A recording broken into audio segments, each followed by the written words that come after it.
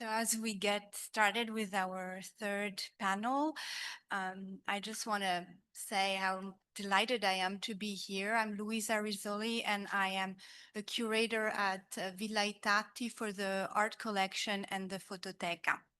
The third panel of this morning is about innovation, which is a really important topic that blends what we've been looking at this morning with first heritage and then technology. And here we are at a very delicate balance for the future. As we look into the future, how do we still preserve the past in the best way possible while still looking into the future and make things accessible to a wider public? So innovation is really a key, and there are a few themes that came out this morning that I think are really important as we move into this theme.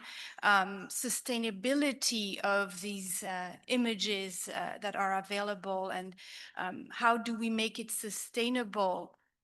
The risks that we've been talking about, how do we balance them with our main duties, that of preserving the past? So I'll start with introducing our panelists. Our first speaker is David Iglésias Frank, and he's the head of Department of Photography and Audiovisual Records at Girona City Council.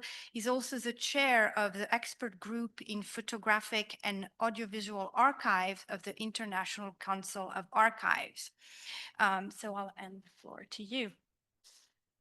Thank you.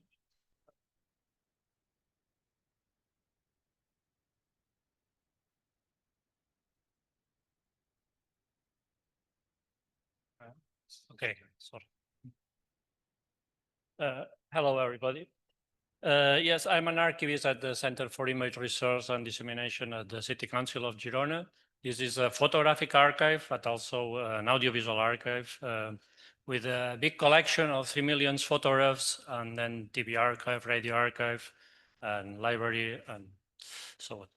So, as Juan said, I think we all the speakers would feel comfortable in any of the panels because we are involved in heritage, of course, we are heritage institutions. We integrate technology. I like this idea, this concept. And in our case, we are involved also with innovation, and that's why we are members of Photoconsortium, and that's why we participate in European projects that mainly let us participate of this innovation strategy in a European level, let's say. So for this presentation, I will focus on our experience in EUreka3D-XR, this European project that it mainly consists in providing tools for heritage institutions to work with 3D and in order to have XR, AR experiences.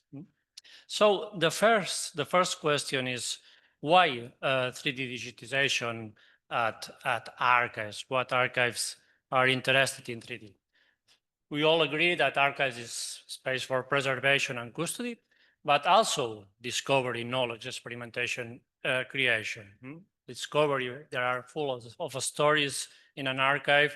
An archive actually represent humanity, so it's easy to imagine that we can be inspired for creation, for experimentation, for whatever. So archives are so rich that it's not just a place for memories, it's more than that. Then the second point is the 3D digitization let us represent objects for analysis, research, also entertainment. Entertainment is also important. But maybe we think that we have flat documents, no? It's mainly records, but we also have objects. So we have, for example, daguerreotypes, and we had the experience to digitize daguerreotypes in 3D. Our collection is in Europeana and was previously digitized in a project. So we discover a wall there because we have all the details when you look at the detail at the daguerreotype in 3D, but also it let us experiment with new forms of showing the collection. For example, when we have a visit, the daguerreotype is unique, but now all the group can access to the daguerreotype in 3D at the same time. And we also digitized the lab, so we can explain how this daguerreotype was made at the period. So plenty of opportunities, and okay, we can focus more on this 3D object. And then last point, but I think is most important. We are creating memory twins. This is something we learn in EUreka3D. Mainly our partners, Marinos from CUT, Cyprus Institute of Technology, University of Technology, show us that teach us with this idea. It's not digital twins, but memory twins. We need to provide context, knowledge related to, and archives are the main source for this. So after this, I think an archive like us need to reflect on the technical framework. We want to digitize in 3D, but how we digitize? We have plenty of apps that works in a mobile. You can easily digitize this bottle. But if we digitize heritage, we need to take in consideration some characteristics, some processes. And for high quality digitizations, we have this VGS study that published the European Union. And in EUreka3D, we create guidelines in order to have the main steps that are then explained in this study. So you have a print version, or you can take one there, but this is the methodology we already have. How we manage the content, because we create a lot of images, a lot of files. For this, in EUreka3D, mainly the partner, the Edge Institution Foundation, sorry, they created a data hub with all the partners, but mainly they developed this.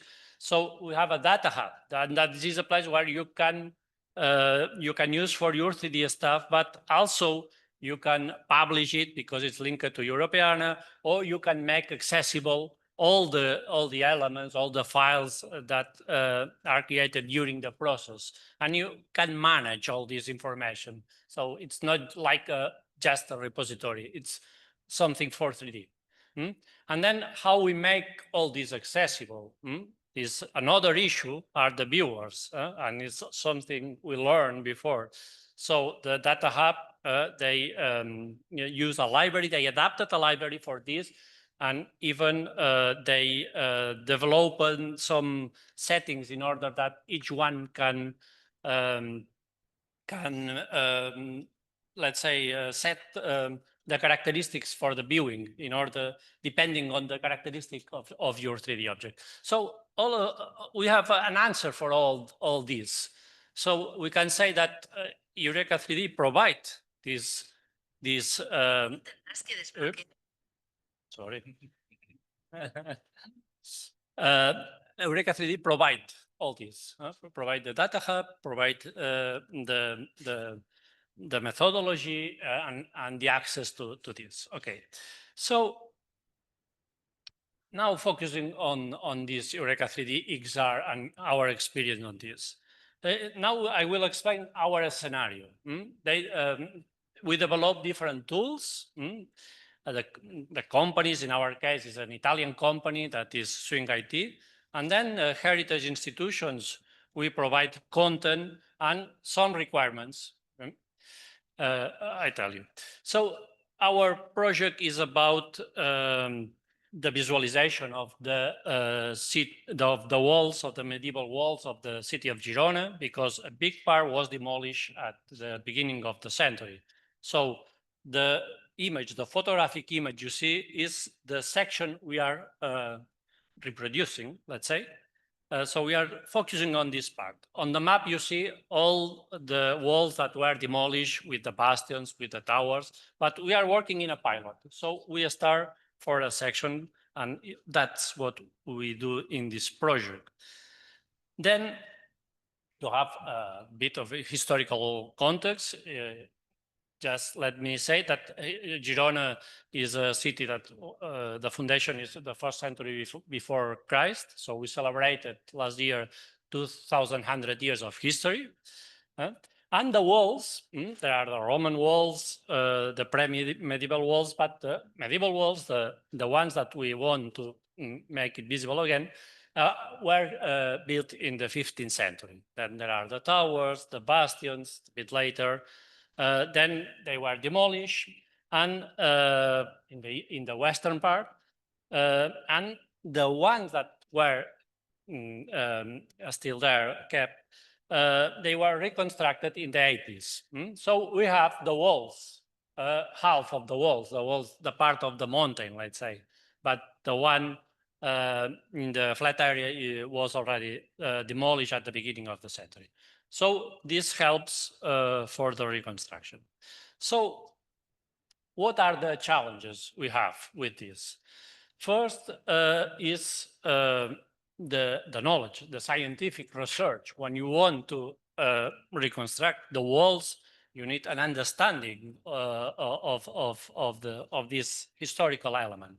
So in the University of Girona in the 90s, they start a research group on urban history. So there is a lot of knowledge on this. So we take advantage of this. Then the second challenge is to provide records and data. So first of all, we gathered all the information, and that is maps, that is engravings, of course, photographs and films, and textual records. But from this, we need to provide data to swing it in order they are able to create these models. So we need to understand and to have precise information on the ways, the heights, in the different parts, if there are vestiges, if there is some of the walls that are nowadays underground, etc. So we provide this data from the documents we gathered before. Another challenge is the textures. When you create the model, you need textures. And as I said before, there is part of the walls that already exist. So we have all images, the images from the period, but we also have the images of the part of the wall that is still there. So Swing IT, they do some requirements and they say us, as you can see in the images, we want images with these characteristics. You should take new images using these coordinates, and then they do an analysis of each of the images we provide. It works this way. And then the last challenge is with LiDAR data, because this is the point cloud is a lot of data, and we are in the process to see how we manage this. We have some LiDAR information that is provided by the Cartographic Institute in Catalonia, that they took point clouds for all the territory, for all Catalonia. But now we need to assess if this information is enough for the use that we need now. Otherwise, we need to hire a new flight and create a new data. But LiDAR is data, the point cloud is also a big challenge, because this is a lot of data, a big volume. How we will link this information with the data hub, how we make it accessible, because we need to make it accessible, of course. So it's another challenge. And then I finish with the tools. There are two tools. I don't explain it because this is something that belongs to the company, the partners of the same project, and they will explain the tools. But now they are in the process of developing. So one of the tools is to create models, 3D models, using photographs and using AI under the control of a human. So the idea is that this tool will be accessible in our data hub, and everyone will be able to use the tool after the project. So they are experimenting now with first results, but don't take into account what you see.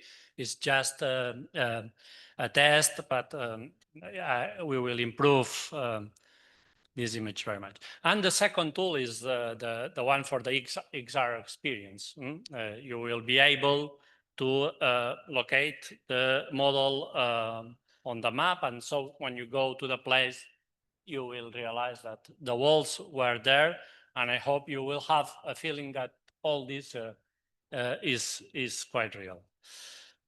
And last thing is that we are doing this, but it's not something that is an improvisation. We have a plan for this. The City Council of Girona have a plan to introduce 3D for showing the evolution of the city. So some years ago, for example, we worked with cadastre images of the 1970, and we create these volumes of the existing buildings at the period. We are doing the same for now for a cadastre of the 16th century, that we have all the information. We are working on this, and the walls will be an element that will be part of this urban evolution that we hope will be able to show in 3D. So that's all. Thank you.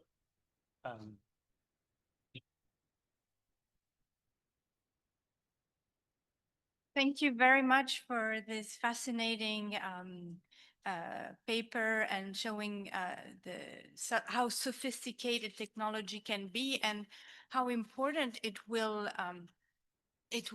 build for innovation, in the sense also to open it for a wider public, being able to experience the city wall of Girona through making the archive speak again in another way, not only for specialists that can read those documents, but eventually for larger communities to be able to dig into the past and really experience it. I think it has great potential, of course.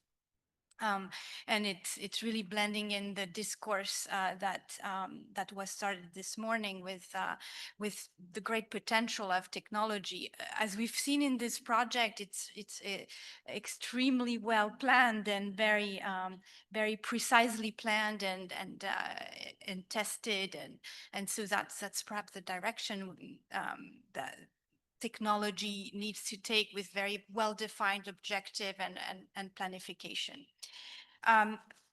Let's move on with our second speaker, Vincent Guichard, an archaeologist by training, head of the public establishment in charge of the Bibracht heritage site in Burgundy. He's deeply involved in heritage policies, including the mobilization of digital technologies to preserve and promote heritage. Well, thank you to give me the floor.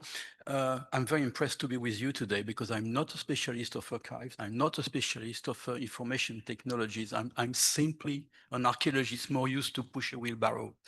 So I don't know if I have to thank you, Antonella, to invite me. Anyway, my organization is a member of Photoconsortium, and also a member of EUreka3D and EUreka3D-XR consortium. So we give a short mention of that in my presentation after what David has already said. Well, I think my point of view is that as a site manager, having to deal with a huge amount of information, digital and not digital, and in this information, a lot is visual.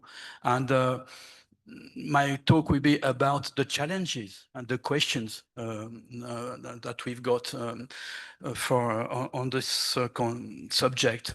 Well, yes, and Bibracht probably a very good showcase to raise this question. Just very, very briefly, it's a major archaeological site in modern Burgundy in France, site of the turn of 1st century BC, and 5 years of excavations starting in the 1860s, stopped with the First World War and reactivated in the 1980s. That means a huge amount of information with a great diversity, which is the reflection of all the history of archaeology and the development of techniques used over 1 century and a half, and quite a lot of archaeological activity made within an international project in the last 40 years.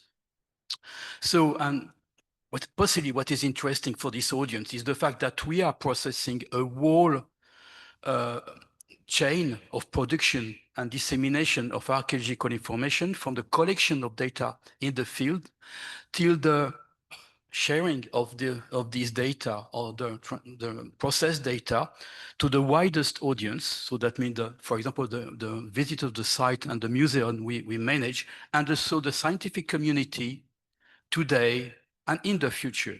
Every day we're still using today the archives produced in the 19th century. And that's the problem with archaeology compared to other scientific disciplines, is that all interpretations are really short-lived, but the data we are producing, which are the result of the systematic destruction of sites by archaeological excavations, we have to keep these archives without any limitation of time. And that makes archaeology a bit specific in terms of processing of scientific data. So very briefly, the visual information we are dealing with, of course, there's a lot of non-digital media. All the archives produced during the 19th century excavations, site plans, drawings of finds, hundreds of pages of site books, photographs, actually not so many in the case of Be Bright, and I don't understand why. The problem, the history of archaeology is strongly connected with the history of photography, but it's another subject. And we are still producing non-digital media, but the same types of media, of course, even if their proportion is decreasing with time.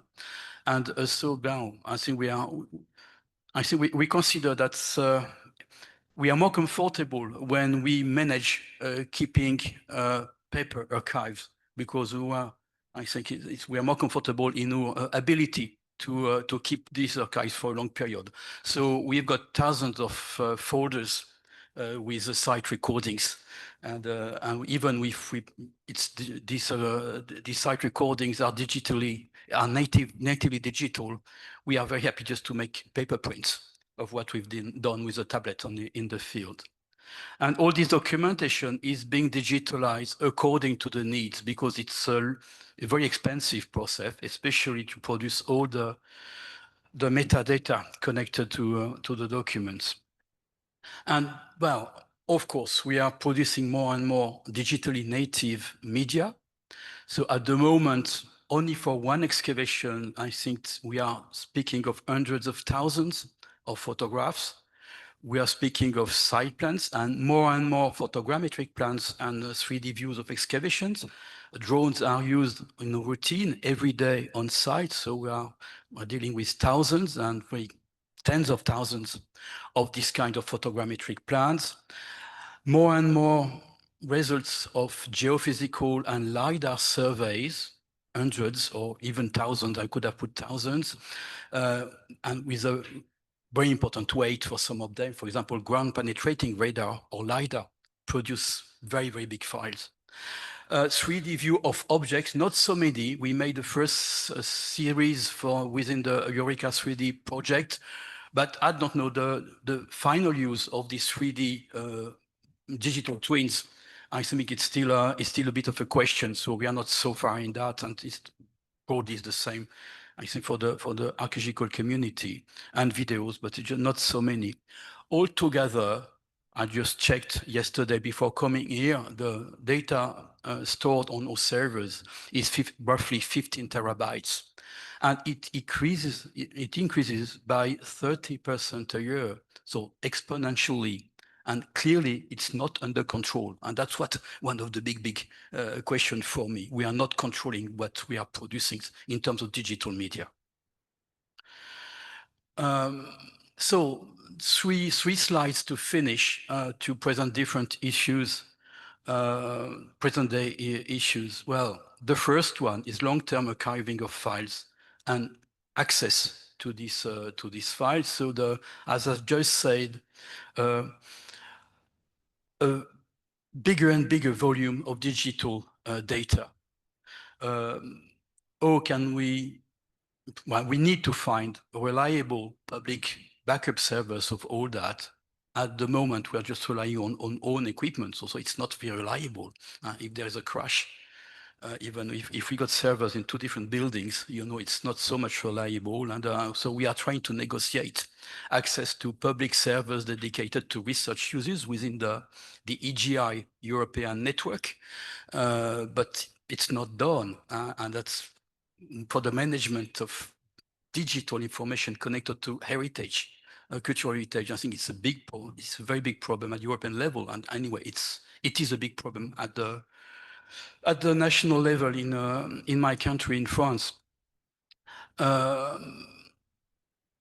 Of course, this visual information is part of a broader information system with a lot of site data, contextual data, organized as an information system. So the information system should be well organized and filled so that all the paradata connected to the images are available at the right time for the right people. And another challenge, so it's connected to what will be shown by the presentation about the time machine, is just our ability in the future to aggregate data from different archaeological sites, just really to allow the use of the new technology used for the processing of mass data, and of course, artificial intelligence, just considering the fact that a large part of archaeological research is making visual comparisons between architectures, between objects.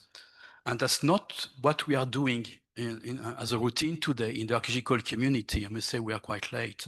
So all these challenges and objectives are consistent with the ambitions of the European Collaborative Cloud for Cultural Heritage. And okay, we've got the same objectives, but how do we do that? So it's a very, very big challenge. So at the moment, we are exploring these issues mainly within a project organized at the national level and funded at the national level, for which BIBRACT is the leader, with the main actors of French archaeology. We have 15 partners, and just to develop an information system using the technologies of our time, of our century, considering the fact that nearly everywhere in Europe, archaeological excavation rely on technologies of the 1990s. At the end, 30 years later, these technologies are completely old-fashioned, and we have to turn to new technologies, allowing in the future to aggregate data and just to make the exchange of information. And in our case, we are mainly using software promoting structured vocabulary, software used to organize and to publish thesaurus for archivists. I think it's meaningful for you, but I got no time to get into the details. And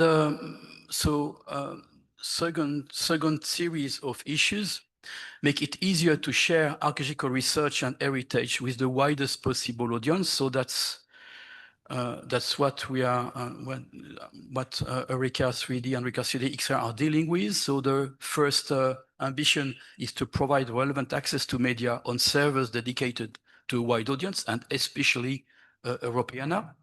And so that means not only preparing and publishing files with quality metadata, but also linked to the whole archaeological context of their production, and is also editorialization to enable and facilitate their discoverability and effective use by the end users. I think today there are more than 60 million items in Europeana, so it's very difficult to find his or her way in that. I think it's become a very deep lake, Europeana.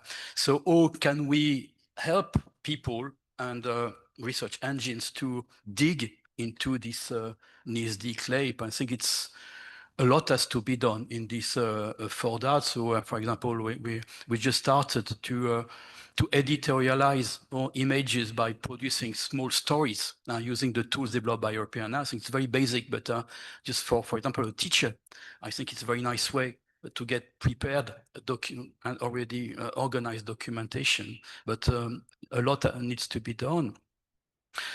And of course, also with artificial intelligence, certainly.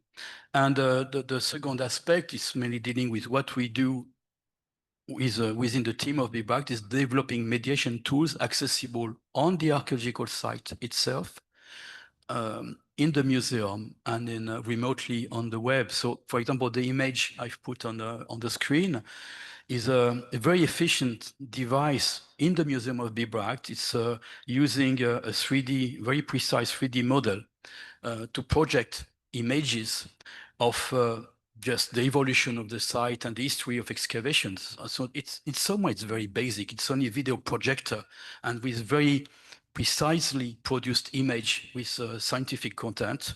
It's been there for 15 years and it's not old-fashioned, you know, it's effective.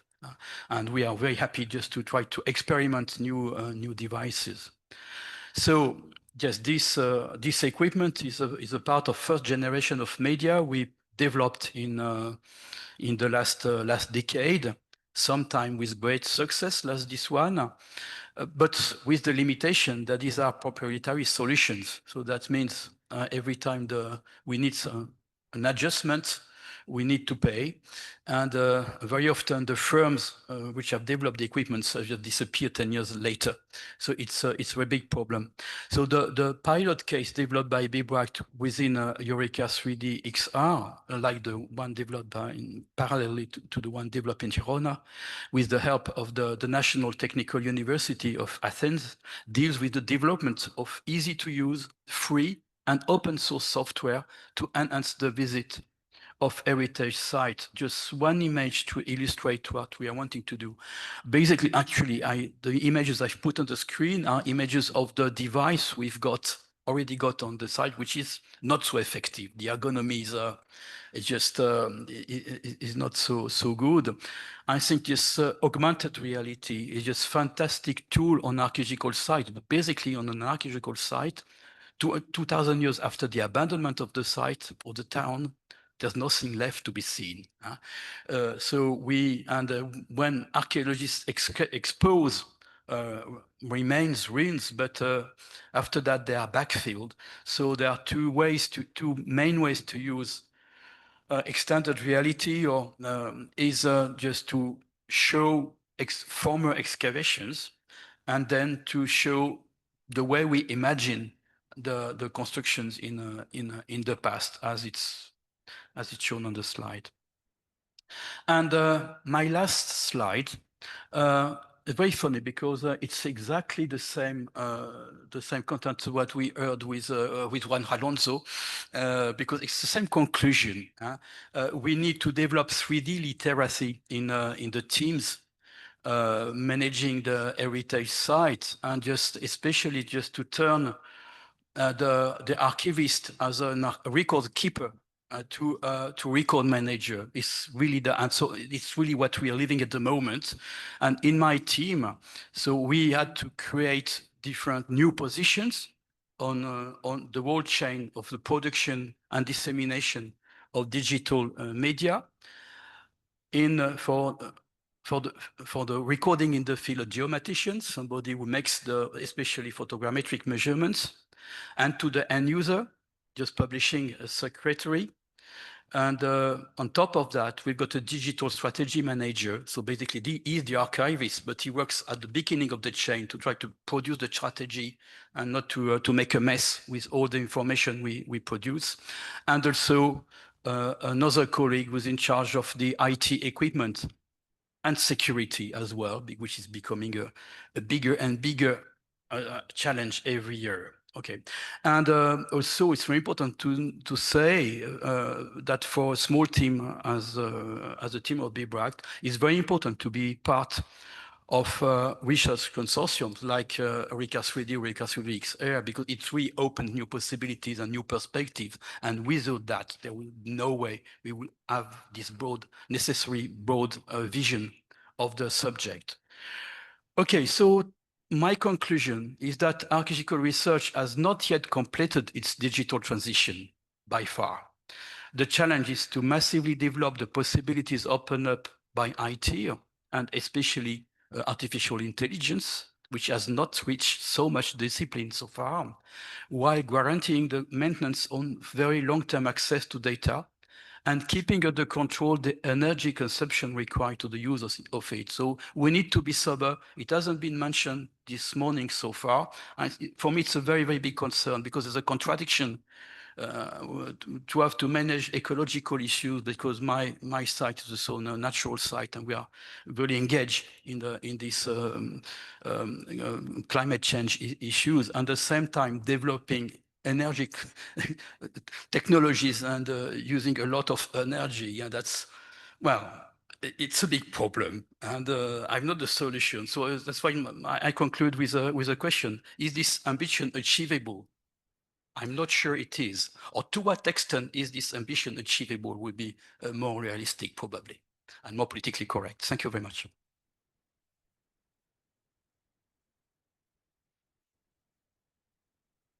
Thank you very much for a very interesting paper, especially your last question, I think opens up to what we are going to face in the future, this double speed of innovation where every progress that we make will have an impact on different aspects of our lives, especially climate change, as we've just mentioned.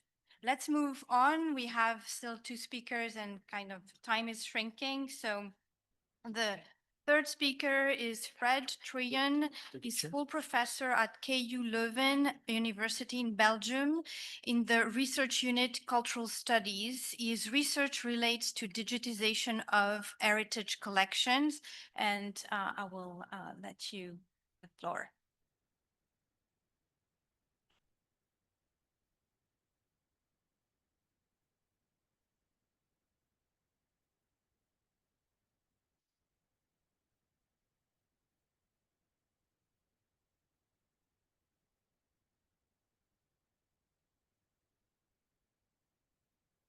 So hello, and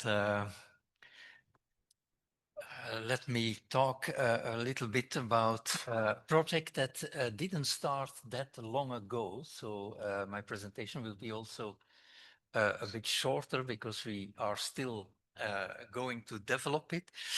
KU Leuven is a partner of the Europa Union of Universities. You know that Europe has several university networks, and together with a few core partners in the Europa network, we applied for this call of the European Union, who was targeting the metaverse. The metaverse, some of you might even remember Second Life.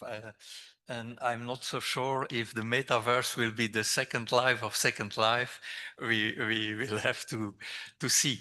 The idea of the call was to see how this could connect with the ECCH,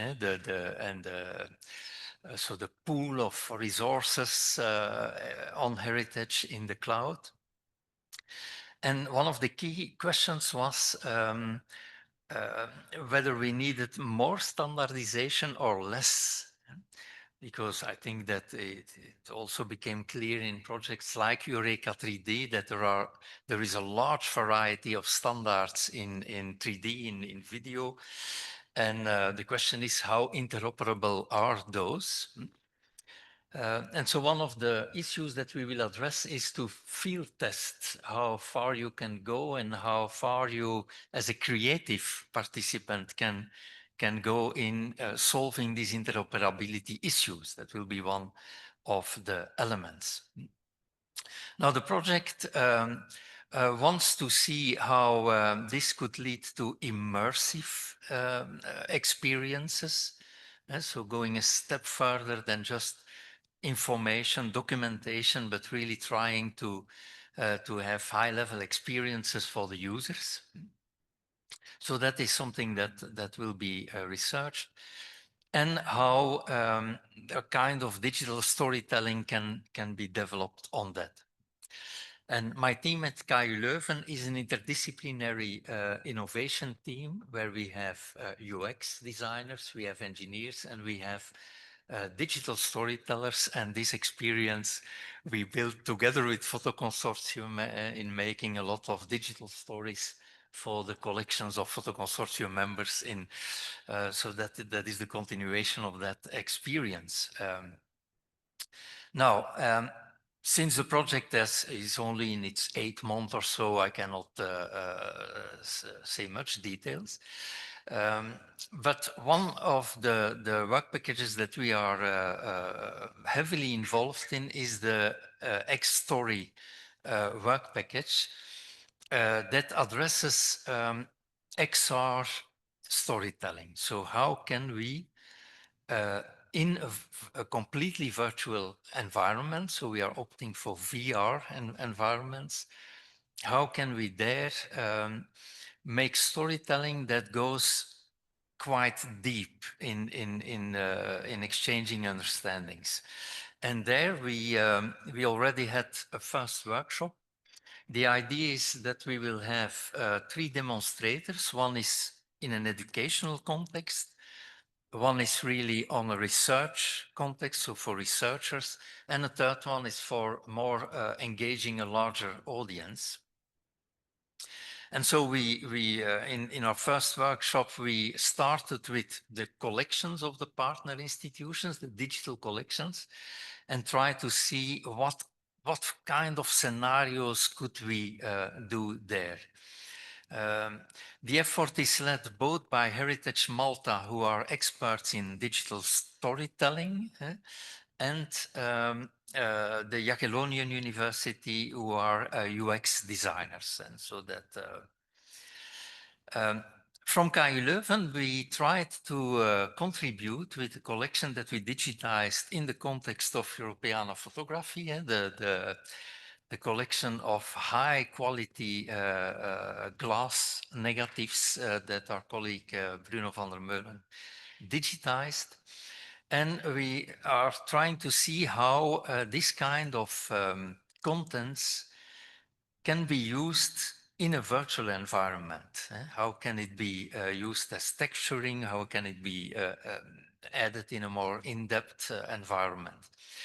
One of the scenarios we developed in our workshop a few months ago was on this collection of photos of representations of Palmyra in Syria, where you had, through the ages, very different fantasies about what Palmyra was, how it would look like, sometimes very close to the historical remnants, sometimes very close to the sources, and sometimes really these romanticized fantasies.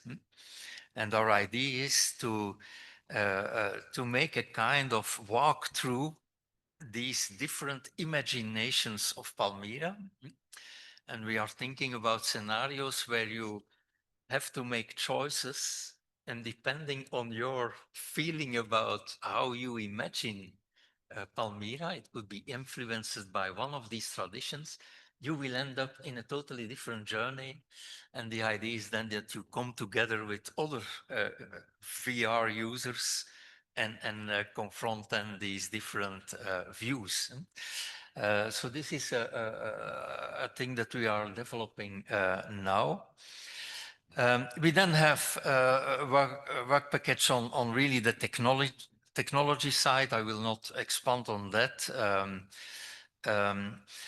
But then the important work package that is led by KU Leuven is really looking at, can we go to a kind of newer concept of standardization, where on the one hand you have the flexibility of these different digital formats, but on the other hand, you can do archiving in a serious way and can do interoperable strategies. So this is more because it was a research and innovation action. This is really the research part. So we are not aiming directly to,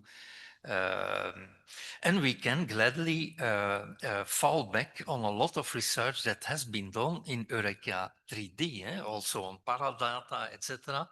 So this was really, I think EUreka3D is also a project that we use in education, in the training of our engineers. We were not involved in the project, but it is really a resource that I would recommend to anyone working on that. And we are using it also in the Impulse context. So I wanted to highlight that. Then we will look, of course, in all the privacy legal issues when you do these 3D environments. And of course, we have a work package on dissemination. Now, our platform, because we develop a 3D platform in the project, a specific platform that will be very open in accepting different formats to work with.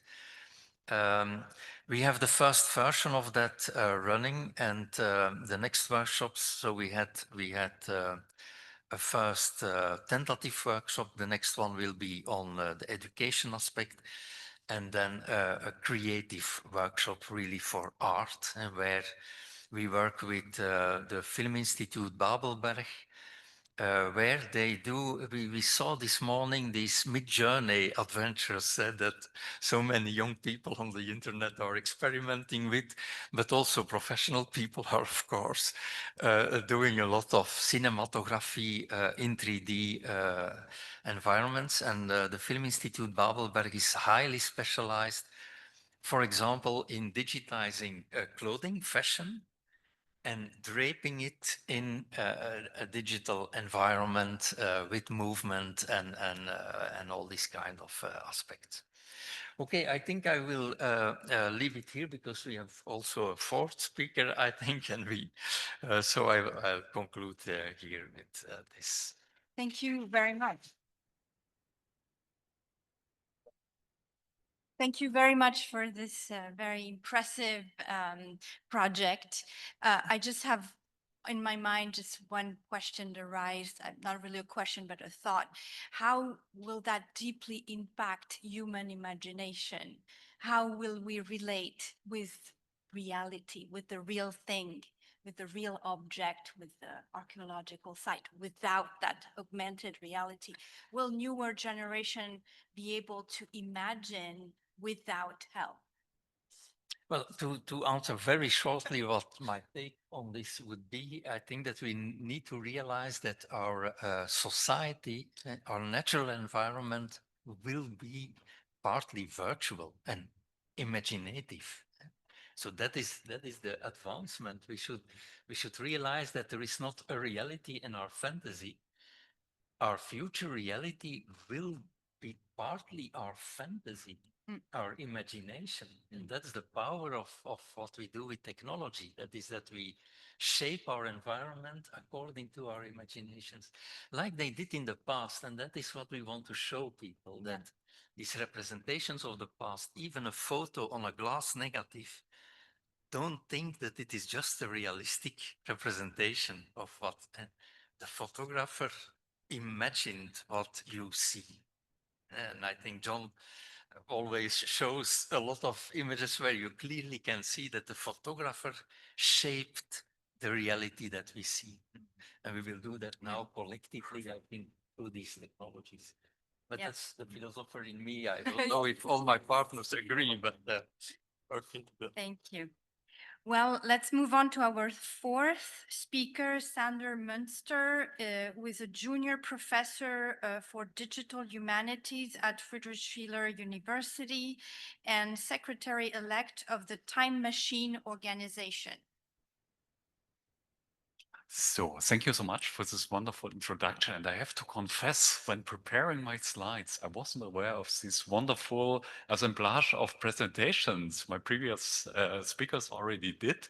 So please do not mind hopefully too much that I will provide you a bit of a repetition at this moment, and I promise to keep my 10 minutes and not to preventing you too much from the lunch break.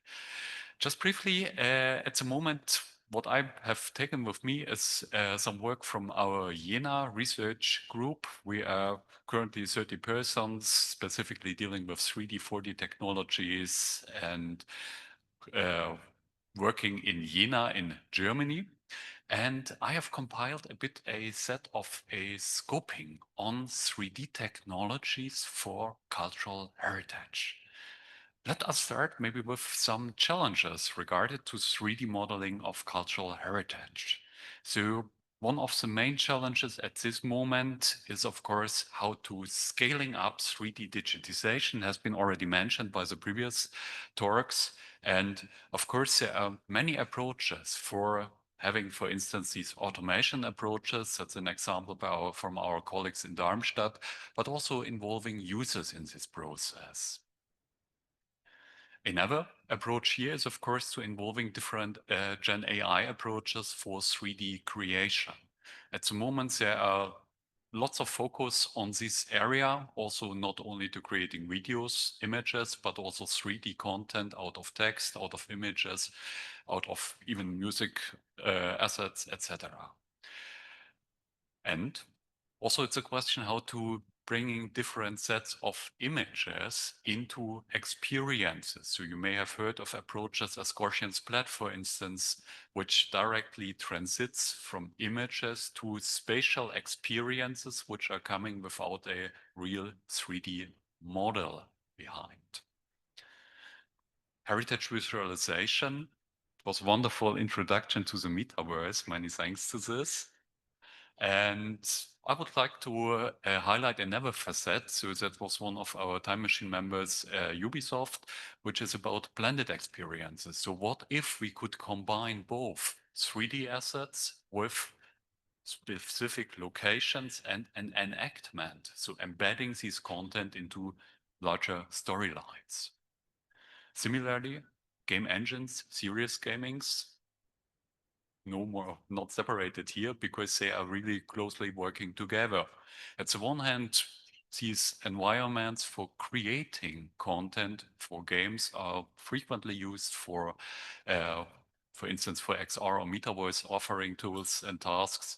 Vice versa, we have serious gaming approaches, as for instance, discovery mode in Ubisoft's Assassin's Creed, to also learn about historic destinations and sites and cultures, of course. Spatial visualizations, that means to visualize something without a user-bind device, for instance, with holographic projections or more sophisticated, of course, holo displays, but also at a large scale, for instance, via these copter-based approaches where a set of drones are, for instance, flying the outlines of a historic Noma extant building. Rapid manufacturing, so there are several or multiple approaches available from small scale up to, of course, full fabrication of buildings and construction industry. Of course, also in various ways used for cultural heritage purposes. And finally, what's about user engagement? How to involving users in this process? We've heard a lot about storytelling, the memory twin, also the combination of 3D assets, but also the underlying historical knowledge. That one is an example by a colleague from Australia about the medieval Angkor Wat and specifically the daily life in Angkor Wat. Citizen science, Wikidata is maybe the most prominent example for such a co-created and developed also resource, including 3D and image data. And finally, user-generated 3D models. So at the moment, it's still Sketchweb, which hosts the largest repository of 3D models, but with very interesting examples, as for instance, this reconstruction of the Van Gogh room via 3D reconstruction methods. Heritage data.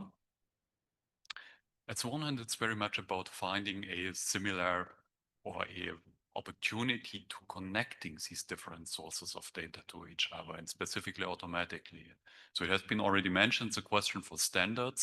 So specifically against this realm of the metaverse and against XR experiences, how to connecting these things together, but also how to doing it operationally, how to find these similarities in images, texts, and models. And in that example, for instance, finding sources which are depicting these parts of a historical castle. From my group we worked on that in Dresden, and of course, connecting these together in such an environment.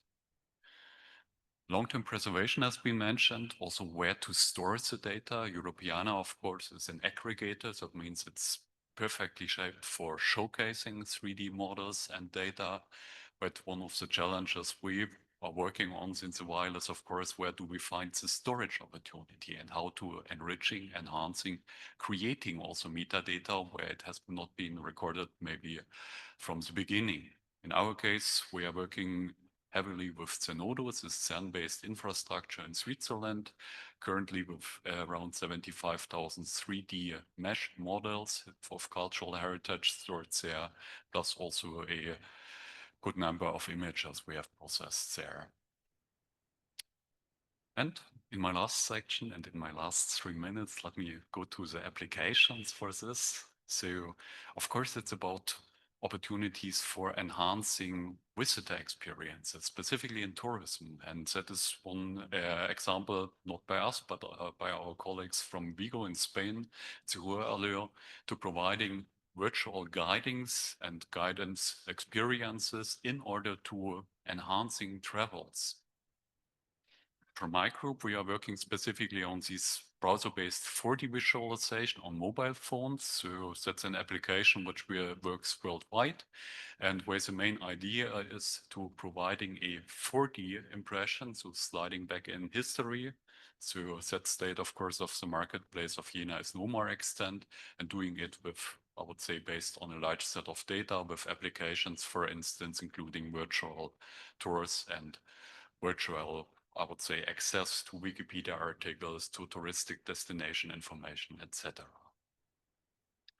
Also, for us, it's a podium for engaging with citizens, for instance, for having contests for rephotography via these tools. So people who are rephotographing historical images, historical photographs, and therefore collecting also, at the one hand, of course, for our AI models to enhancing them, but secondly, also to engaging with citizens and having these, I would say, joint citizen-based collection of memory. And education, for us, it's also an important podium for connecting to schools. So we are having a lab which is, I would say, conducting at this moment various school courses frequently with where pupils from different ages are creating 3D assets, of course, via simple tools, but also engaging, populating it, for instance, in these 4D environments.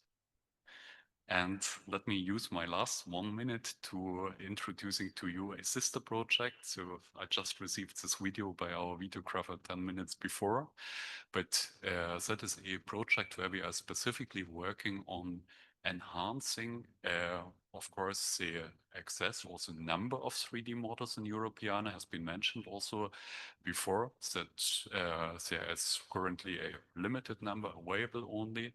And the second idea and vision we are having with these data is, what if we are making these data sets available via I would say, very multiple or various visualization applications.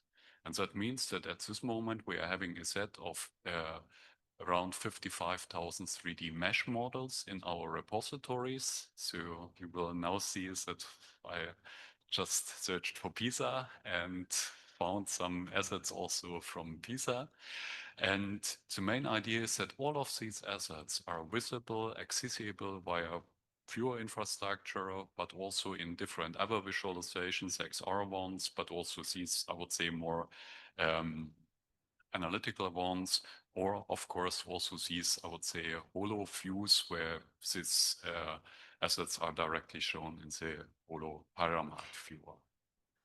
So maybe that's in a nutshell about our projects, and I hope to have kept the time.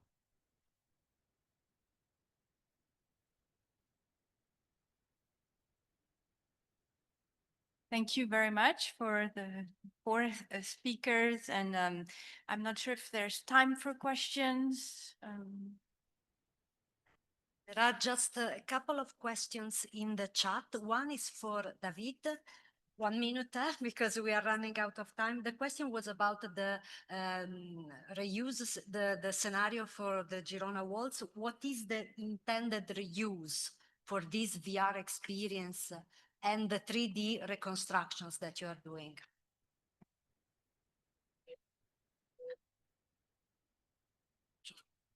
Well, actually, the reuse is the reuse of the tool. What the project is developing are different tools in order that all other heritage institutions can do a similar work with as instructions needed and all the information that we can provide. However, from our side, we are we are participating in the creation of these 3D models because our aim is to allow a full visualization of the walls, of the city walls. And there is a lot of work to do. So just the beginning, we are thinking this like it's just a pilot, because our idea is to show the whole walls with all the towers and with all the details from the different periods. So this is a huge project. So we are now learning from this project how to proceed, and also we are getting aware of the needs we have from the technological point of view, but also regarding the sustainability of all things, etc., etc. So it's the start of a process that actually start with this research I mentioned, but because without this you cannot go directly to the 3D models, and it makes no sense. You first of all need to be aware what you want to do in your city with the information needed, because what we don't want to do is to include the walls of San Gimignano, for example. Are there walls in San Gimignano? I guess yes.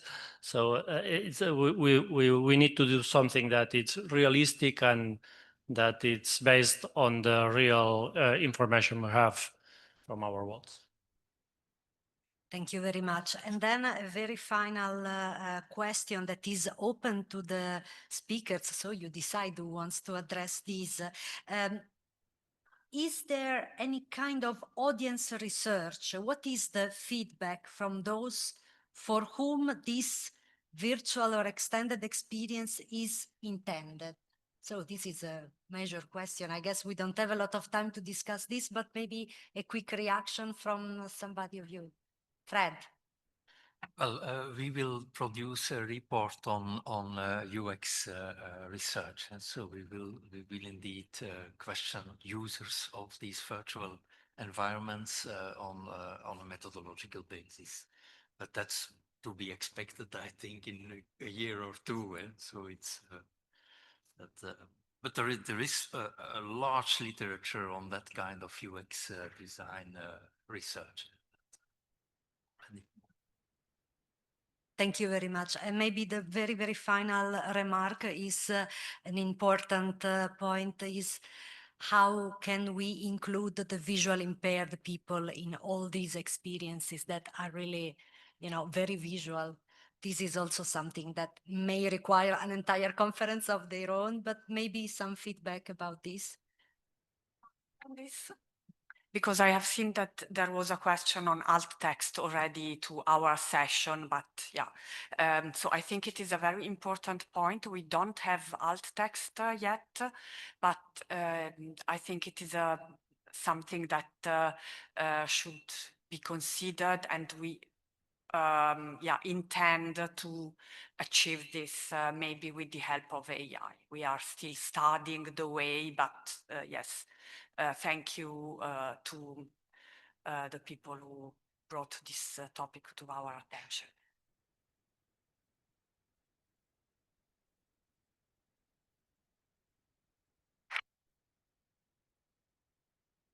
So just a few closing words. I think we had a fascinating journey from heritage to the virtual worlds. Naturally, today we consider the technology as a tool. It is not a conference that was intended, or we didn't pretend to have a technology conference. But we wanted to demonstrate that the photography and the archives are at the core of this journey, being a transformation or an integration that could be a subject for a further conversation. They are at the core of the digital heritage. And you remember that when we opened the conference this morning, we said digital heritage, what is it? It is a process, practices, objects, contextual information. It's a lot of digital heritage. There are also many other subjects, a lot of other subjects and topics that would need to be addressed. The question of the digital infrastructures, it was touched by Vincent. Standards, multilingual vocabularies, because we are talking through words, so multilingual vocabularies are needed also in the digital heritage world. And last but not least, authenticity of objects, but also authenticity of the experience that was exactly at the end of the comments of today. Well, we will have certainly new appointments. Some of these appointments have been promoted through the postcards that were on the table, but I would like to thank you, all the participants in person and online. And I wanted to express our deepest thankfulness to the Heritage Archives. Grazie, grazie mille.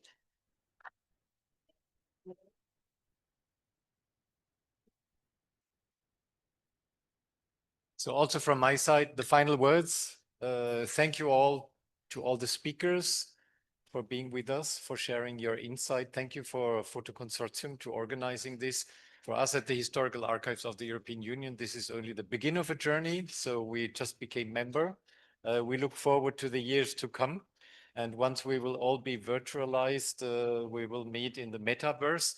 But for today, I would like to thank all the online participants because we will now disconnect you while I invite the physical participants to a small cocktail over in the archives. You can also see the environment, share a couple of moments with us, and also have maybe more questions. So just follow us. Those who still have time, obviously, we're running a little late.